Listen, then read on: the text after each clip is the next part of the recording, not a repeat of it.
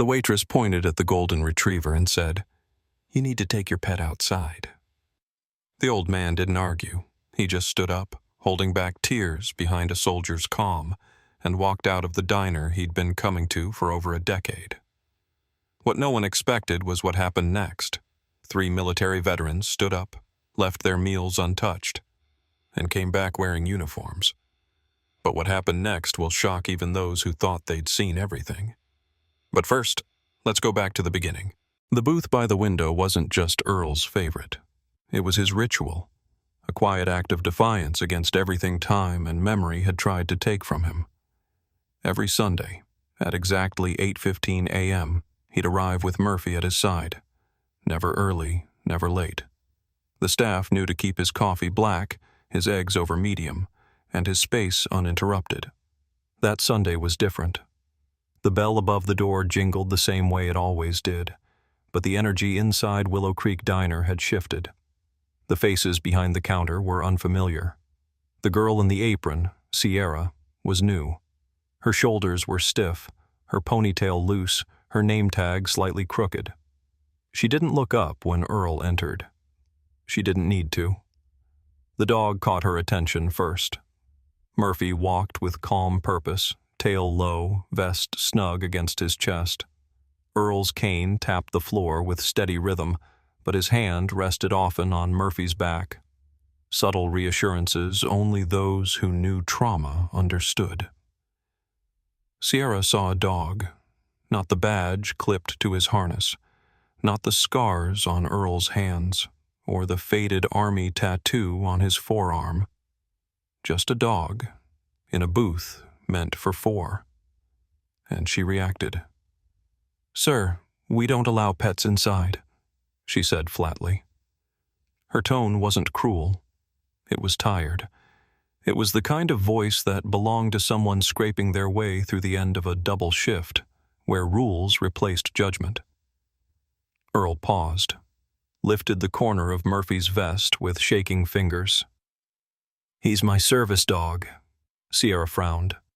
"Unless you're blind." She didn't finish. She didn't have to. Silence crashed over the room like a storm. Forks hovered midair. Coffee cooled untouched.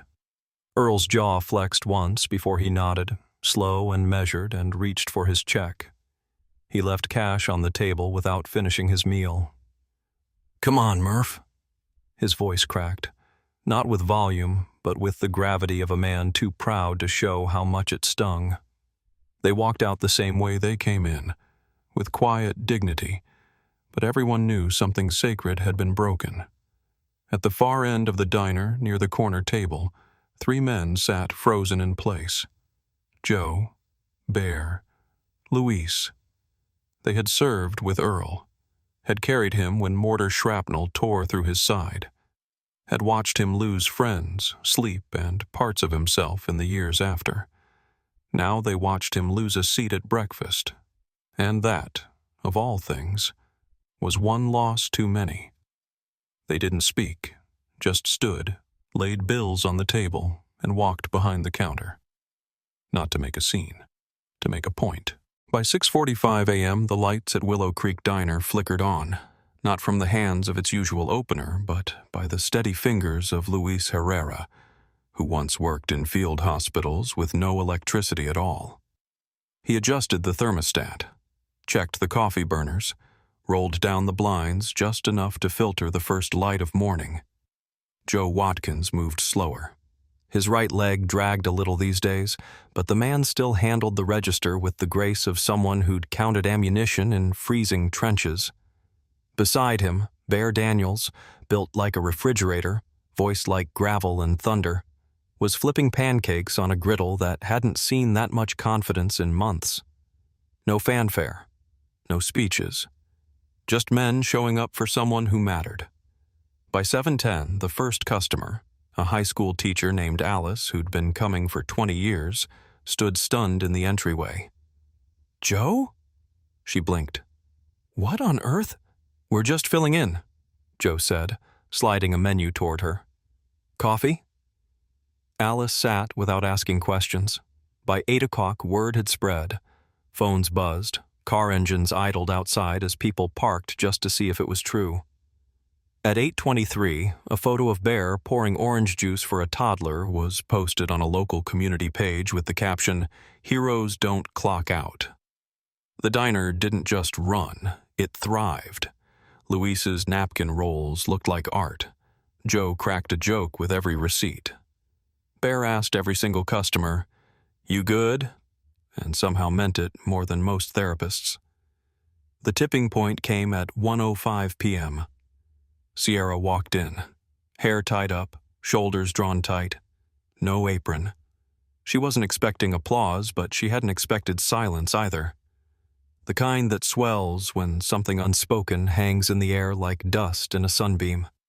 Joe was first to speak. His voice wasn't angry. It didn't need to be. "You humiliated a man who carried more weight in his soul than you'll ever know." "I didn't—" She started, then stopped, because deep down, she had. She'd been tired, pressured, focused on rules, on optics, but in doing so, she'd failed to see what was right in front of her. A man still fighting battles no one else could see. Bear didn't glare. Luis didn't lecture. They just worked, with discipline, with grace, with a kind of silent integrity that can't be taught in any training manual. And Sierra? She watched. And for the first time in years, she really listened. That night, she didn't sleep. Not because she was ashamed, but because something inside her had been pierced by something harder than guilt. Truth. By 5:45 a.m., the street outside Willow Creek Diner was still cloaked in the blue-gray hush that only comes just before dawn. Sierra Hale stood alone by the side entrance, her breath curling in small clouds. She didn't shift from foot to foot, didn't check her phone. She just waited, a thin white envelope held tightly in both hands like something sacred, or fragile enough to tear with a second thought. The sun hadn't yet touched the horizon when Earl Thompson came around the corner. Murphy padded beside him, his gait steady and calm. Earl wore his usual jacket, faded olive green, soft at the elbows, and his eyes caught Sierra the second he rounded the steps. He didn't stop, didn't smile, but he didn't walk past either. "Mr. Thompson," Sierra said softly.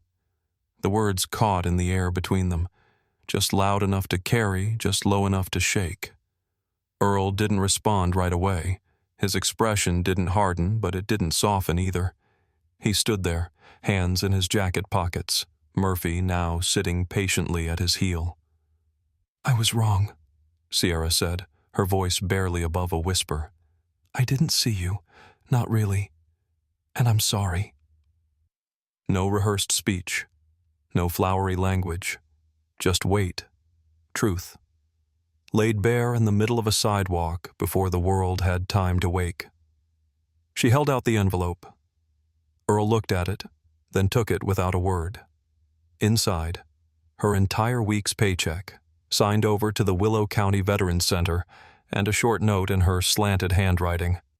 "I can't undo what I said, but I can start by listening to people who've carried more than I'll ever understand. Thank you for your service, for your patience, for reminding me what respect really looks like." He read it slowly, his eyes never flickered. Then he looked up and nodded once. "Sit with me?" he asked. Sierra blinked, then followed. They sat in that same booth, corner seat, 2 mugs of black coffee between them, and Murphy curled beneath the table. Neither spoke for a long while, but the silence felt different. It wasn't awkward. It wasn't tense. It was healing. Like something broken had quietly decided it didn't have to stay that way. And while the booth looked the same, vinyl cushions, sun streaks on the tabletop, it wasn't empty anymore, not with understanding finally seated there. 7 days after the booth went silent, the Willow Creek Diner filled with the low hum of forks on plates and fresh coffee brewing. But it carried something else that morning, too. Something deeper. A stillness before applause, a collective breath of recognition. 3 veterans stood at attention near the register, not for service, but solidarity. Their uniforms were pressed, their boots polished, and between them stood someone new. Sierra Hale. She wore a different kind of uniform now. Not polyester, not standard issue, but a crisp navy blue vest, stitched at the breast with gold thread. Willow Creek Vets Club, honorary member. No rank, no title, just a symbol that she had stepped out of the background and chosen to stand for something. She didn't just wear the patch, she'd earned it. Over the past week, Sierra hadn't tried to erase her mistake. She'd expanded it into something meaningful. On her days off, she stocked the pantry at the local veterans shelter. She helped catalog decades-old photographs for the American Legion. She asked questions that mattered, about places she couldn't pronounce, about names etched in stone that still made old men's voices falter. She stopped performing empathy. She started practicing it. The bell above the door jingled. Earl Thompson stepped in, Murphy beside him, tail swaying gently. He paused, just for a breath, then walked toward his booth like he was stepping into sunlight. This time he didn't scan the room for judgment. He saw welcome. As he took his seat, the din of breakfast quieted, not into silence, but into something weightier. Respect. Applause rippled, not loud, not prolonged, just enough to say, "We see you now, all of you." Above the booth, newly framed and freshly hung, was a photo in black and white. A young Earl standing tall beside his unit in 1969, Cambodia. Faces dirt-smudged, eyes young and already old. Sierra had hung it herself. Earl looked up at it once, nodded slowly, and smiled. Because justice hadn't come on a wave of outrage. It had come in layers, quiet ones, in hands that learned to serve, in eyes that learned to see. In the booth by the window, history didn't haunt the present, it anchored it.